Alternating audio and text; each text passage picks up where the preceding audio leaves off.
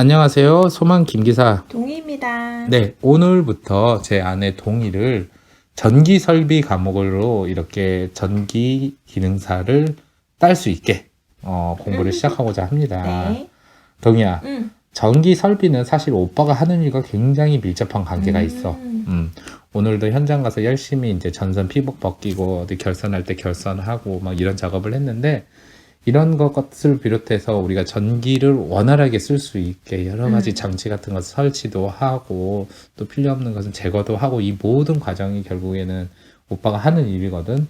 그래서 어떻게 보면은 굉장히 실무적이긴 한데 그러다 보니까 문제점이 있어. 뭘까? 현장에서 일을 하는 사람한테는 이 공부가 할만해. 근데 그냥 우리가 자격증을 위해서 현장 경험이 없는 사람들은 굉장히 이게 어렵게 느껴질 수가 있어. 그래? 무슨 얘기인지 알겠지?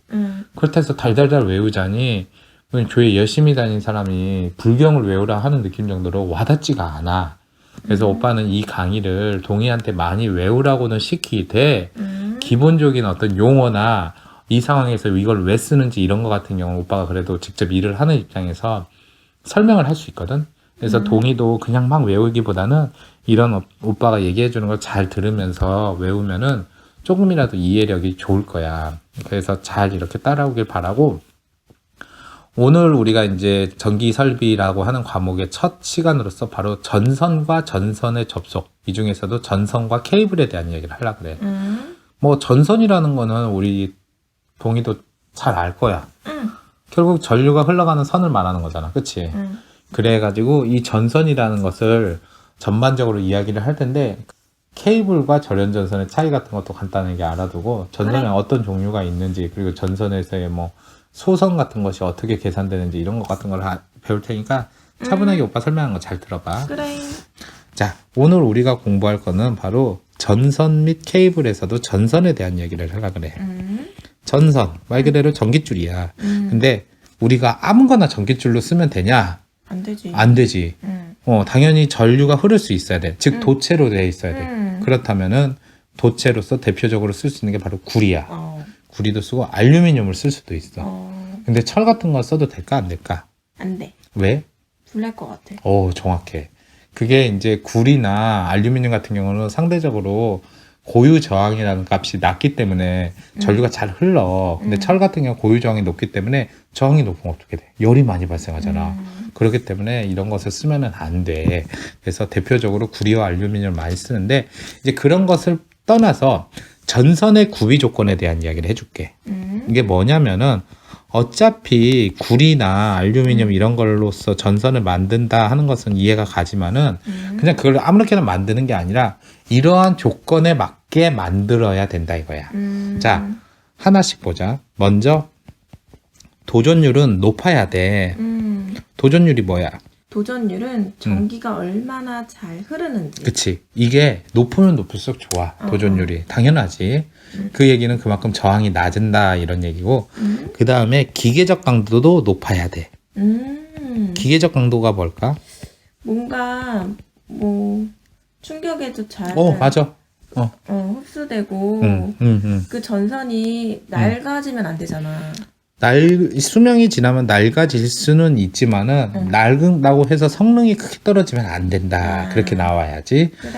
그래서 기계적 강도라는 거는 어떤 뭐 압력이나 어떤 변화에 있어서 잘 버티는, 튼튼하게 만든다.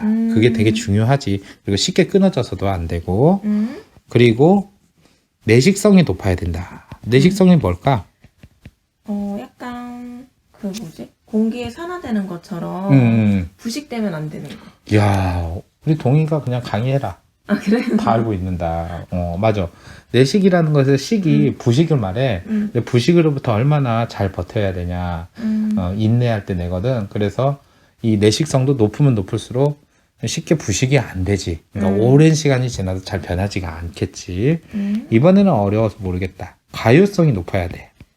그거는 전선이 이렇게 막 잘 구부러지기도 하고. 언제 이런 거 공부했었어? 아니? 그런 단어를 어디서 배우지? 나는 솔직히 말해서 과거에 내가 이 강의를 예전에 전기학원에서 배울 때 가요성이란 단어서부터 헷갈리더라고요. 그래서 아니, 가요가 사람들 노래 부르는 건데 아, 그래? 전선이 노래 부르는 건가 했는데 그런 것 때문에 그런가? 그러면 뭐 치과 기구 이런 거 아, 부식되면 안 되고 막 오, 그러거든. 그래? 거기 그러면 치과 기구도 뭐 가요성 그런 거 따지기도 해? 그건 아닌데. 이 가요라는 게 우리나라 사람들 잘 안 쓰지만은 영어로는 플렉시블이라 그래. 그게 무엇이냐면 잘 구부려지는 정도를 말해. 전선이라는 게 빳빳한 것도 좋지만은 실질적으로 어느 정도 구부릴 줄 알아야지. 우리 벽이나 천장 속에 이렇게 기어다니는 전선들 봐봐. 빳빳하면 꺾이겠어? 이렇게 벽 모서리 같은데 안 된단 말이야. 그래서 어느 정도 잘 구부리는 것이 중요한데, 고유정 예전에 배울 때 연동선, 경동선 이런 거 배웠잖아. 연동선 같은 경우는 가요성이 되게 높아. 근데 경동성은 잘 높지가 않아서 잘 구부러지지 않아. 그래서 뭐 그런 것도 좀 차이가 있어. 그래? 자, 그리고 또 중요한 조건 중에 하나가 뭐냐면은 무게나 뭐 이런 거 있잖아. 중량 이런 것이 높은 게 좋을까 낮은 게 좋을까?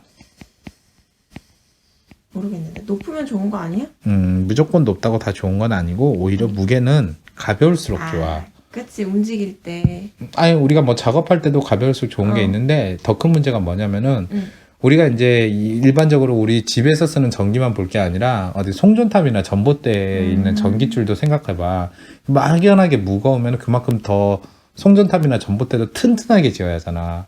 그만큼 튼튼하고 또 바람이 많이 불면 그만큼 더 휘청거릴 거 아니야. 그래서 어느 정도 무게까지는 괜찮지만 너무 무거워지면은 결국 다른 건설 단가가 많이 올라가기 때문에 가볍게 만드는 것도 되게 중요해. 그래. 그리고 뭐 이제 우리가 이렇게 5가지 외에 또 다른 조건으로 이야기를 한다면은 접속하는 것도 좀 쉬우면 좋겠고, 그리고 이제 가공 같은 것도 좀 잘 되면 좋고, 그리고 당연하지만은 비싸면은 누가 써? 전선이 뭐 금으로 돼 있어 갖고 너무 비싸면 아무도 안 쓴단 말이야. 그래서 구리를 쓰는 이유가 상대적으로 가격은 저렴하면서 도전율도 충분히 높기 때문에, 그리고 우리 주변에서 좀 구하기가 쉬운 편이기 때문에 쓰는 거거든. 그래서 대량 생산도 가능하고 값이 싼 거. 이게 뭐냐? 경제적이어야지. 그래가지고 보통 이런 것을 많이 쓴다. 그렇게 되면 되는 거고. 이번에는 우리 동의가 조금 헷갈릴 수가 있겠지만 우리 차분하게 잘 생각해보자. 그래. 예전에 삼상을 오빠랑 같이 공부할 때 Y결선 기억이 나나 모르겠네. 기억나. 그래서 Y결선은 보통 우리가 이렇게 생겨갖고 이렇게 돼 있고 여기서 이렇게 중성선이 나온다 했었지.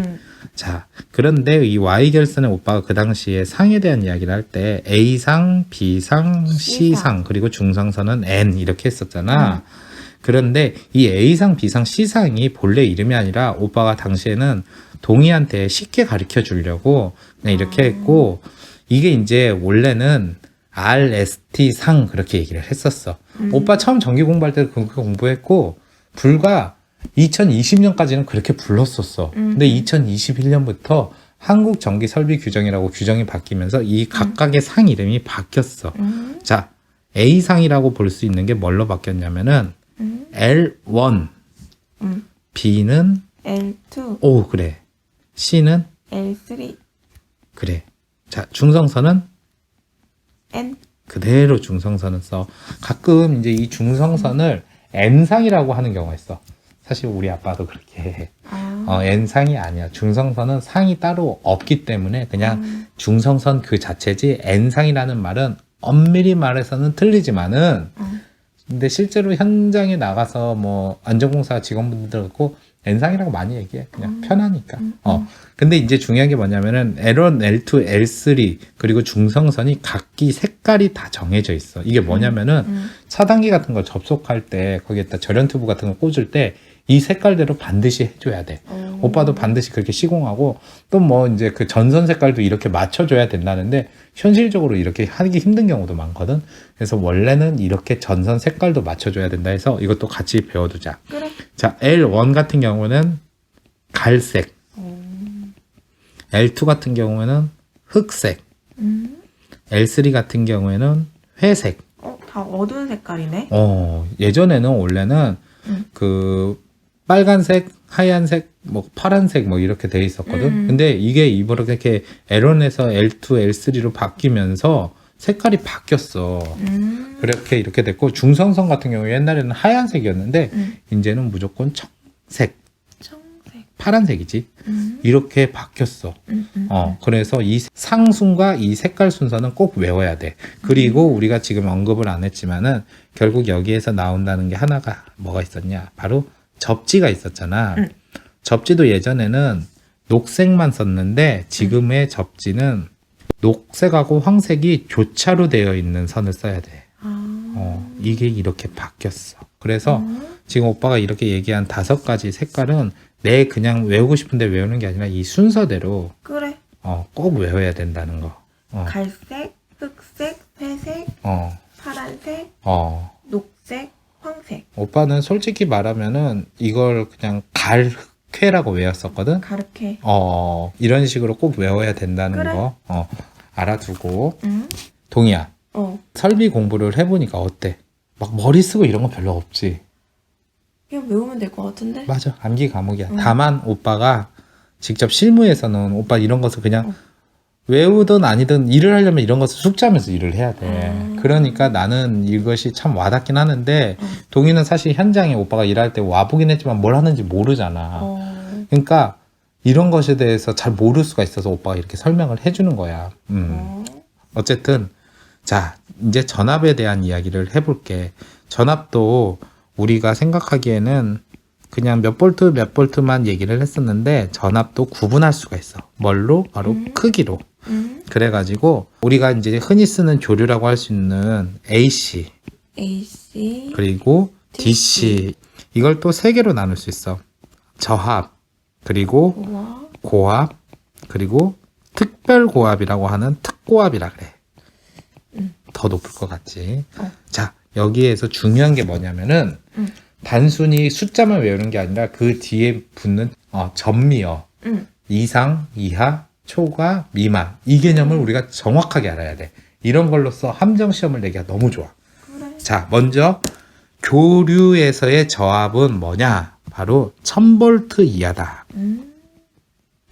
그럼 1000V는 저압일까 고압일까? 교류에서 저압. 그렇지. 자, 그리고 직류의 경우는 1500V 이하다.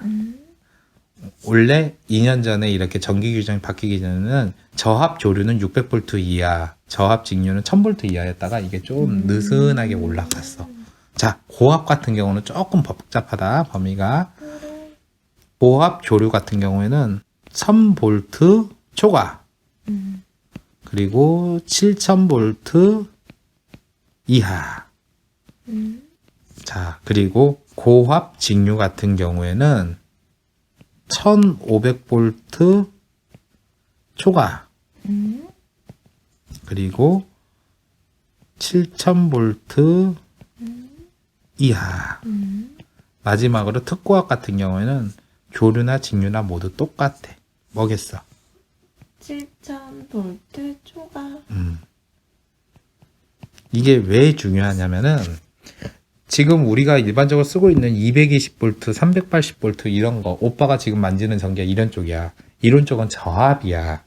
그리고 고압은 어떻게 보면 없는 것 같은데 전에 오빠랑 같이 그 한강에 있는 펌프 있잖아. 그거가 몇 볼트짜리면 6600V짜리야. 그건 고압 모터야. 그래서 그렇게 볼 수 있고 특고압 같은 경우는 되게 높은 전압이잖아. 전봇대 22,900V, 송전탑 154,000V 이런 것이 특고압이야. 근데 이렇게 구분을 하는 가장 큰 이유가 물론 전압의 크기에 대해서도 구분하는 게 있는데 나중에 이제 동의가 전기 자격증을 취득하고 나면 경력수첩박을 받을 때 급수랑도 관련이 있어. 그러니까 내가 초급이면은 저압을 만질 수 있고 중급이면은 고압을 만질 수 있고 고급이면은 특고압을 만질 수 있고 뭐 이런 게 있어. 그게 이제 경력이 몇 년 쌓이냐에 따라서 급수가 올라가는 거야. 그러면 내가 전기기능사를 따고 경력이 쌓이고 쌓이면 나중에 특고압도 만질 수 있어? 만져볼래 한번? 아니 무서워. 저압도 만지면 죽어.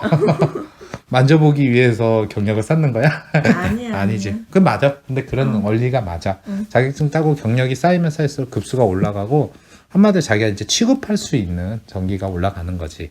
자, 그런 개념에 대해서 이거는 꼭 초과, 이하 이 개념을 정확하게 알아야 된다 이거야. 그래. 자, 그 다음에 전선에 대한 얘기를 해줄게. 전선이라는 게 보기에는 그냥 전기가 흐르는 선 이러지만은 실질적으로 오빠가 굉장히 많이 하루에도 몇 번씩 만지고 그러는 것이 바로 전선인데, 전선은 크게 두 종류로 구분할 수가 있어. 바로 절연전선이라고 하는 것과 케이블이 있어.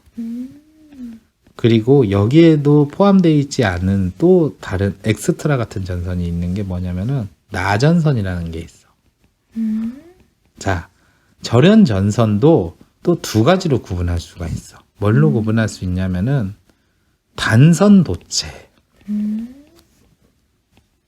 그리고 연선도체로 구분할 수가 있어. 케이블 같은 경우에는 보통 이제 연선으로 안에 되어 있지만은 코어라고 하는 개념으로서 이렇게 구분을 할 수가 있게 돼. 그래서 이 코어가 단심이라고 할 수 있는 1코어부터 시작해서 5코어, 5개 이런 건데, 이건 이제 나중에 자세히 알고, 나전선이라는 것에 라가 뭔지 알아? 나? 내가 전선인가 나전선인가? 모르겠어. 자, 우리가 벗은 몸을 한자로 뭐라 그러지? 야채. 그렇지. 바로 벗을 날을 써. 그럼 전선에서 뭘 벗냐? 보통 전선은 기본적으로 피복, 비닐 재질이 됐든 뭐가 됐든 이런 피복이 있잖아. 피복이 없는 전선도 있어. 아, 그래? 왜 없을까? 그거 만지면 감전되잖아. 모르겠네. 나도 처음에는 나전선이 있다는 말을 들었을 때 저걸 누가 만들었었어 했는데 의외로 많이 써. 물론 우리가 이렇게 안전하게 전기를 쓰는 데서는 안 쓰기는 하지만은 이인지적으로 써야 될 때가 있지. 예를 들면은 전기 울타리 같은데 들짐승이 밭을 해칠 것 같아. 그럼 전류를 흘려야 되나. 근데 절연이 돼 있어갖고 감전이 안 돼 봐. 그러면은 그 짐승이 놀라서 도망가질 않아. 근데 이렇게 나전선으로서 바로 도체가 보인다면은 그 짐승이 밭으로 이렇게 넘어오다가 찌릿하고 느껴져서 깜짝 놀라서 도망갈 수 있잖아. 사실 전기 울타리가 그런 역할을 해.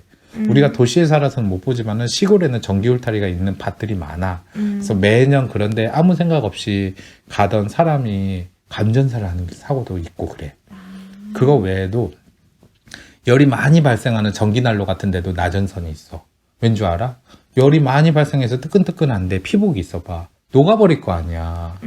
그래서 그런 데는 당연히 나전선 설치해야 돼서 항상 이 전기를 우리가 배울 때는 내가 있는 곳에서만 갖고 보면은 사실 공부할 수 있는 게 한계가 있거든. 근데 이런 상황에도 쓸 수가 있고 저런 상황에도 쓸 수 있구나 이런 생각을 하면서 하는 게 좋아. 어쨌든 얘기가 길어졌는데, 자, 먼저 절연전선에 대한 이야기를 해볼게. 절연전선 같은 경우에는 바로 단선도체와 연선도체가 있다 그랬잖아. 이 둘의 차이가 뭐냐? 자, 우리가 보통 이제 전선 이렇게 보면 이 속에 구리가 있잖아. 이 구리가 하나만 딱 있다. 그러면은 단선도체. 그리고 여러 가닥이 있다. 그러면 연선도체라 그래. 실제로 우리 집에서 쓰는 조명이나 콘센트 같은 거는 단선도체로 많이 있는데, 어느 정도 좀 굵은 전선이나 아니면은 지금 우리 그 충전기나 뭐 이런 거 있잖아. 이런 거 뜯어보거나 아니면 멀티탭 같은 거 뜯어보면 또 그 안에 연선으로 많이 되어 있어. 단선과 연선의 뭐 장단점으로 따지자면은 연선이 좀 더 구부러지기가 좋지. 단선보다는. 자, 그래서 단선도체와 연선도체는 실제로 뭐 똑같은 굵기라면은 허용전류 자체는 크게 변하지는 않지만은 용도에 따라서 조금씩 다르고, 분명한 거는 전선이 굵으면 굵을수록 단선도체는 안 쓰고 연선도체를 쓰게 돼. 왜냐하면은 단선도체가 굵어지면은 구부릴 때 부러지는 일이 생길 수가 있어. 그렇기 때문에 그때는 연선도체를 사용하게 돼서 보통 이제 이 기준을 10제곱밀리미터라는 걸 쓰게 된다는 거, 그런 걸 알아두고, 그리고 우리가 이제 전선에서 가장 중요한 게 뭐냐면은 단면적이라는 것을 쓰게 돼. 단면적. 그게 뭐냐? 바로 전선의 굵기야. 그래서 이거는 우리가 시험에 나오든 실무에 나오든 꼭 알아두는 것이 되게 중요한데, 자,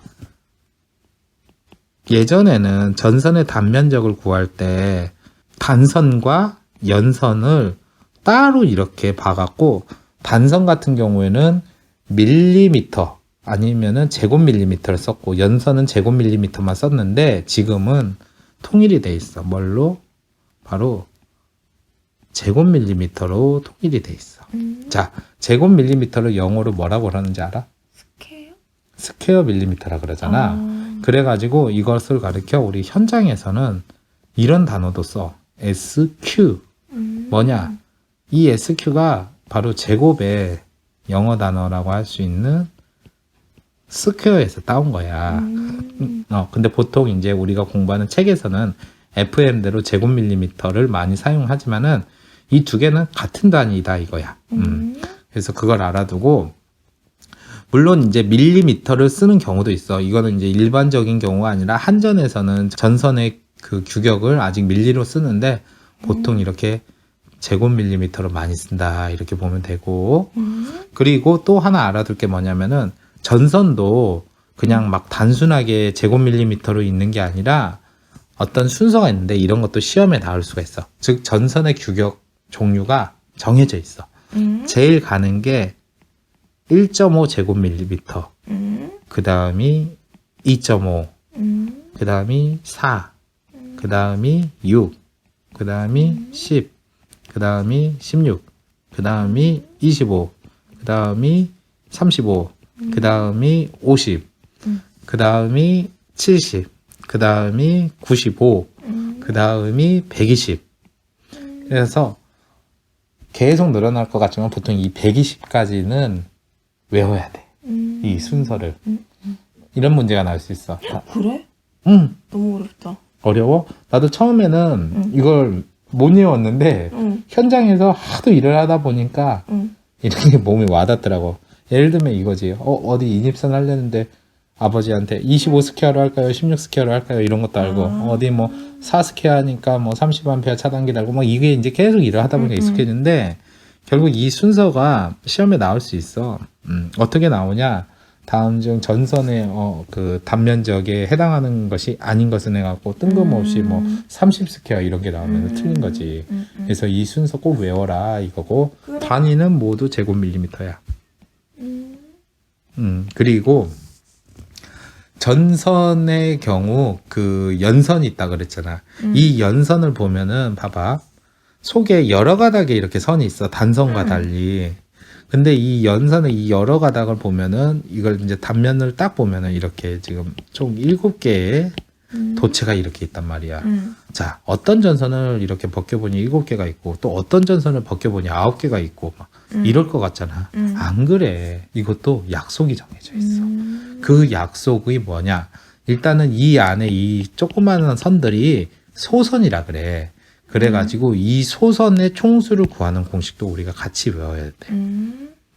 이런 것도 시험에 나오기가 좋아. 그래. 소선의 총수. 자, 소선의 총수 개수니까 n을 쓰고 이는 1 플러스 3n 스몰 n이다. 그리고 n 플러스 1이다 이거야.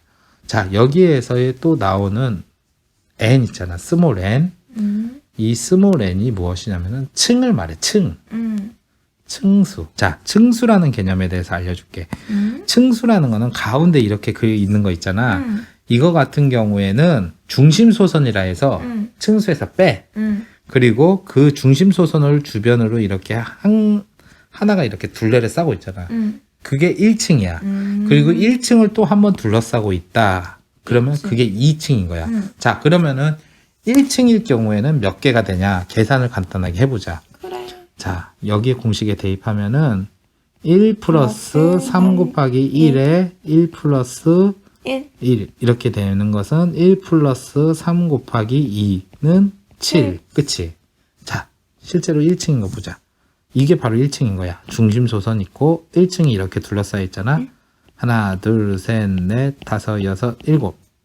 7개지.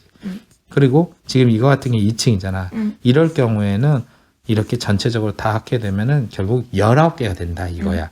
그래서 이게 이제 일일이 계산을 해도 좋지만은 우리가 이걸 좀 외우고 있으면은 나중에 문제 풀 때 유리하겠지. 그래서 이 소선의 층수 같은 경우는 공식은 이렇게 되지만은 n은 순차적으로 7, 19, 37, 61, 91 이런 식으로의 순서가 있다. 이것도 외워야 돼? 외울 자신 없으면 이 공식을 외워. 그래. 그렇게 알고 마지막으로 우리가 또 알 게 뭐냐면은 연선의 단면적이라는 게 있어. 단면적이라는 것이 아까 말했듯이 제곱밀리미터 그거란 말이야. 그런데 이게 어떻게 구하느냐 봤더니 바로 단면적. 우리 이것도 전기이론 처음에 공부할 때 얼핏 배웠을 거야. 단면적을 우리가 기호로 뭘 썼냐? 바로 A를 썼단 말이야. 그래서 뭐 A 커브가 뭐가 어쩌고저쩌고 배웠는데 E는 4분의 파이 D 제곱 곱하기 N이다 이거야. 여기에서 말하는 D라는 거는 바로 소선의 지름이야. 그 조그만 원? 지금 보면은 이 연선을 봤잖아. 연선에서 바로 이 하나가 소선이란 말이야. 이 소선의 지름, 즉 이 정도 길이를 말하겠지. 그래. 그리고 여기서 말하는 N은 앞서 뵀듯이 우리가 총수. 그걸 통해서 바로 이 면적을 구했다면 그게 단면적이 돼. 그래서 이 공식도 시험에 나올 가능성은 많이 없지만 같이 이렇게 알아도. 어떻게 지금까지는 그렇게 어렵진 않지. 어렵지 않아. 계속 이런 식이야. 설비 공개는. 근데 이걸 오빠가 설명을 안 해주고 그냥 달달달 외우려면은 이 그림만 봐서도 얼마나 머리 아파. 좋은지. 벌집같이 생겨가지고 바로 포기해버리지. 뇌에 벌집 뚫린 느낌이고. 사실 근데 현장에서는 이런 거 다 우리 안 따져. 진짜 그래. 그러면 저것만 알면 돼? 그 이거, 전선의 길이. 전선의 굵기, 이 단면적만 외워갖고 단면적. 실제로 우리 전기 자재상 가서 6스퀘어 전선 주세요. 6스퀘어 몇 미터 끊어주세요 하면 다 알아들어. 이거 일일이 계산하고 뭐 층수가 몇 층이고 막 이런 거 하면 오히려 그 사람이 저 사람 뭐 사러 온 거야 뭐 장난하러 온 거야 이 생각해. 이게 바로 이론과 실무는 다르다는 얘기인데. 맞아. 자, 그 다음에 우리가 이제 이걸 외우라고 하기 전에 케이블에 대한 이야기를 할게. 그래. 자, 앞서 우리가 절연전선은 그냥 이렇게 피복으로만 둘러싸여 있는 전선이었잖아. 근데 케이블은 바로 코어라는 개념이 있어가지고 이 그림에서 보다시피 검은색이고 그 안에 게재물, 뭐 피복 그리고 이렇게 절연체가 있고 그 안에 도체가 이렇게 있는 거예요. 그래서 이렇게 지금 이게 어떻게 보면 연선에 3개가 있는 거와 똑같잖아. 이게 바로 코어 개수야, 코어 개수. 그러니까 이거는 3코어야. 근데 일반 절연전선에 비해 게재물도 있고 그 겉으로 또 피복까지 이렇게 쌓여 있잖아. 엄청 튼튼해. 그리고 바인더 테이프라고 실제로도 오빠도 오늘 전기공사에서 CV 케이블도 막 벗겼는데 그 되게 안 끊어지는 이런 어떤 튼튼하게 생긴 그런 거 있거든. 이게 사람 손 아무리 당겨도 끊어지지 않아. 그래가지고 가위로 잘라야 되는데 그런 것이 이렇게 딱 돼 있어가지고 그만큼 이 케이블은 튼튼해. 차가 밟고 지나가도 돼. 그리고 쉽게 이렇게 까지지도 않아. 피복 벗기기도 좀 어렵기도 하고 그래. 그만큼 충격에 강해서 앞서 말했던 절연전선 같은 경우 실제로 쓰려면 이제 전선관이라고 하는 주름관 같은 걸 써야 되는데 케이블은 그런 거 없이 바로 해도 되거든. 어쨌든 그래서 케이블에서 오빠가 1코어에서 5코어까지 이렇게 있다 그 얘기가 뭐냐면은 이게 이제 단신 케이블 같은 경우는 이렇게 하나 이렇게 딱 이렇게 절연전선 같은 게 있고 그 겉으로도 든든하게 게재물의 피복까지 다 있고 5코어라는 거 이런 것이 이제 5개가 이렇게 있는 거지. 그래갖고 더 두툼하고 여기서 말하는 코어라는 게 심선이라 그래. 심선. 이걸 그러니까 케이블 한 가닥 안에 3가닥의 코어가 있다를 3코어라고 하지만은 이 코어를 다른 말로 하면 심선이라 그래. 그리고 이 심선의 간에도 역시나 또 소선이 있다. 이렇게 생각하면 돼. 근데 이렇게 또 소선보다 또 자늘게 있는 뭐 그런 연선같이 돼 있는 게 있거든. VCTF 뭐 이런 거는 그걸 가르치는데 또 세선이라 그래. 근데 뭐 그게 중요한 건 아니고. 자, 그리고 이제 동희한테 이걸 외우기 전에 오빠가 몇 가지를 알려줄게. 이거 다 외우라고 하면 답답할 거야. 근데 먼저 케이블과 절연전선을 구분을 했어. 절연전선은 앞 페이지에서 봤던 이미지대로 따로 뭐 덮개가 없이 그냥 피복만 딱 있는 거야. 그래서 단선과 연선으로 돼 있는 거고 케이블은 지금 보다시피 굉장히 두툼하게 뭔가를 입혀놓은 거야. 자, 그럼 우리가 알 수 있는 게 뭐냐? 저압 절연전선은 있지만은 고압 절연전선은 없어. 그게 무슨 얘기냐? 이 절연전선은 고압에서 못 버티니까 아예 생산을 안 하는 거야. 고압이라는 게 뭐야? 아까 전에 우리가 공부했을 때. 그 막 특고압도 이랬는데. 그치. 교류에서 1000볼트를 초과한 거가 바로 고압이잖아. 그리고 고압보다 더 높은 게 7000볼트를 초과한 특고압이잖아. 그러니까 1000볼트 이상이 된다 그러면은 일단은 절연전선을 사용 못 해. 그러다 보니까 지금 보면은 절연전선의 여러 가지 종류 중에 이렇게 이인용. 전압이 표기된 게 있어. 아. 450, 750, 450, 750. 1000V가 다 안 되네. 안 되지. 저압이니까. 300V에 500V짜리도 있고 그래. 근데 여기에서 중요한 게 뭐냐면 지금 전압이 두 개로 표기돼 있잖아. 앞에 표기된 전압이 무엇이냐면은 바로 우리가 3상 공부할 때 배웠던 상전압이야. 그리고 상전압, 뒤에 나오는 상관전압. 그치. 상관전압 이 순서로 이렇게 많이 이야기해. 상관전압은 루트 3 곱하기 상전압. 뭐 그게 근데 여기에선 꼭 그런 게 아니야. 왜냐면은 450에서 루트 3을 곱하면 750이 되나? 안 될 걸. 그래서 이렇게 상전압으로서는 450V까지 버티고 상관전압은 750V까지 버틴다는 얘기인데 그냥 속편하게 750V 즉 저압 내에서만 버틴다 그래. 그래서 이 저압의 범위를 알고 나면은 이런 것들은 그냥 우리가 주워 먹을 수 있겠지. 그리고 그 외에도 있는 이 경동선이라는 것은 결국 앞서 말했지만은 이렇게 완전 부드러운 선이 아니라 좀 뻣뻣한 선이야.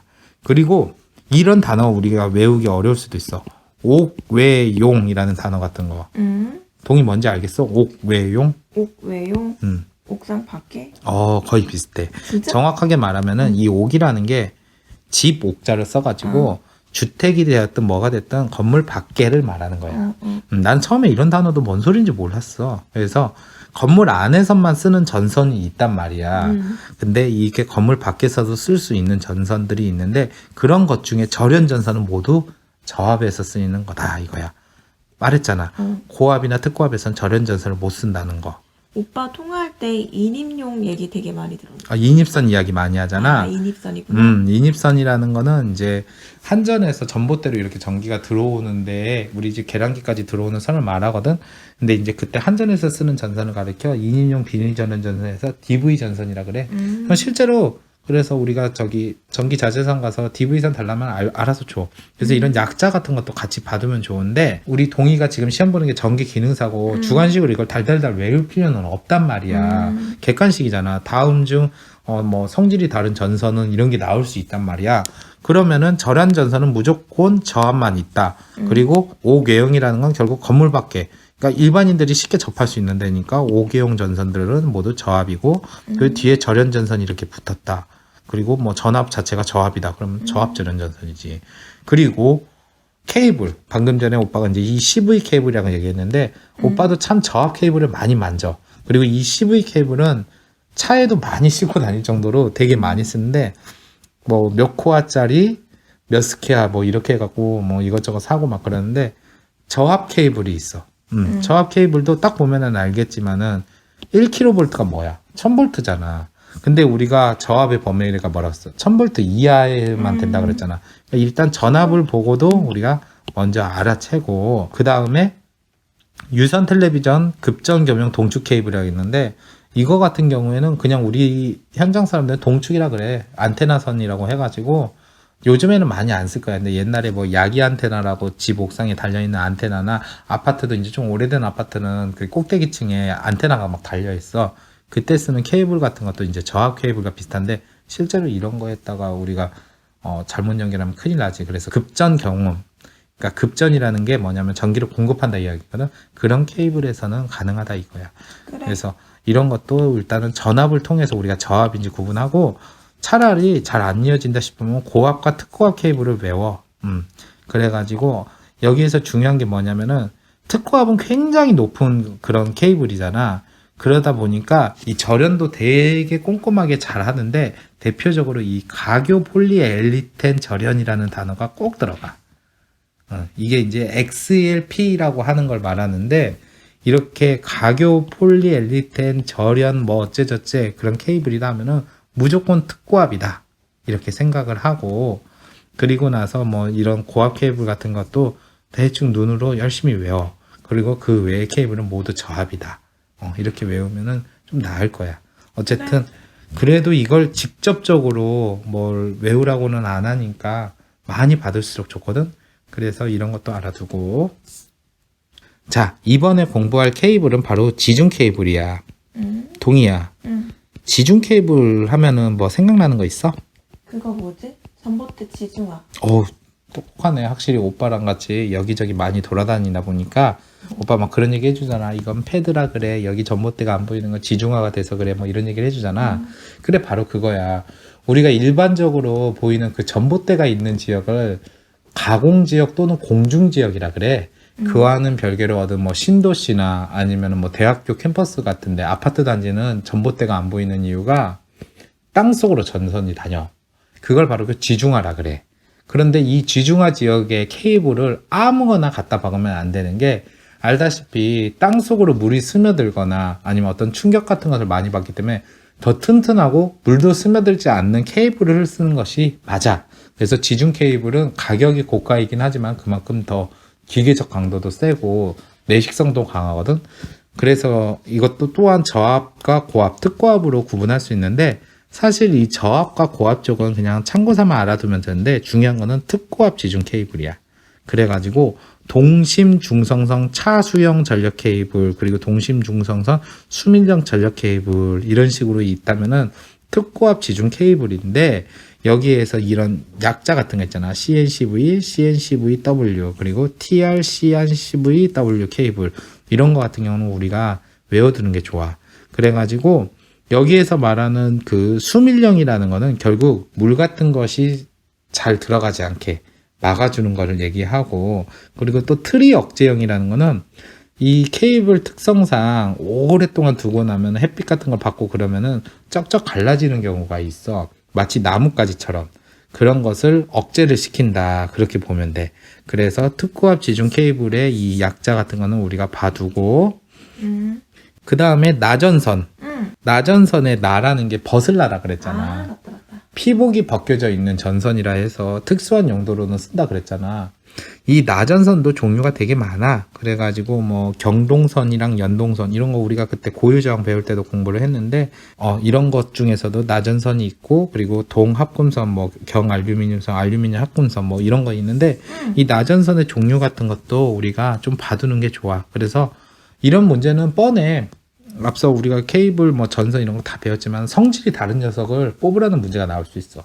그러니까 이걸 꼼꼼하게 다 하나하나 외우려고 하지 말고 어떤 특징 같은 걸 잡아두고 대략 눈을 이런 건 이렇게 쓰이는구나, 이런 것을 봐두고, 그리고 뭔가 뜬금없어 보인다 그러면 그 녀석이 정답같이 보이거든. 그래서 이런 것에 대해서는 다 외우려고 하지 마. 어차피 다 외워서 푸는 문제는 나올 수가 없어, 기능사 특성상. 왜냐하면은 어차피 객관식을 다 보여주면서 내기 때문에 그래. 그래서 오늘 공부한 것 중에 중요한 게 뭐냐면은 전선의 구비 조건 있잖아. 이거는 우리가 꼭 외우자.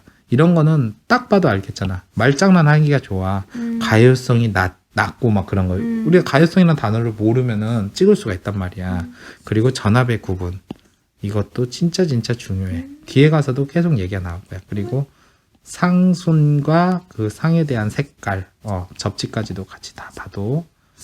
그리고 여기 이제 전선의 단면적 순서 같은 거, 이거 숫자가 좀 길 것 같아도 꾸준히 봐두고 외워. 그리고 뭐 소선의 그 총수 해갖고 라지엔 같은 경우 이런 공식도 같이 봐두고, 그리고 이거는 방금 말했듯이 눈으로 이렇게 익숙해지면은 풀 수 있다 이거야. 자, 오늘은 바로 전선에 대한 전반적인 이야기를 했는데, 다음 강의에서는 이제 전선의 접속에 대한 이야기를 할 거야. 사실 이런 거는 좀 뭐가 잘못된 게 자기가 직접 해보는 게 좋고, 책으로 아무리 설명해봐야 현장에서 한번 하는 것만도 못하거든. 근데 어쩔 수 없이 뭐 기능사 시험에 뭐 다음 접속법은 무엇이라 하는가 이런 게 나올 수 있으니까 공부는 해야 될 거야. 그래, 알았어. 자, 여기까지 공부하느냐 고생 많았고, 하나 둘 셋 하면 화이팅 하자. 하나 둘 셋 화이팅!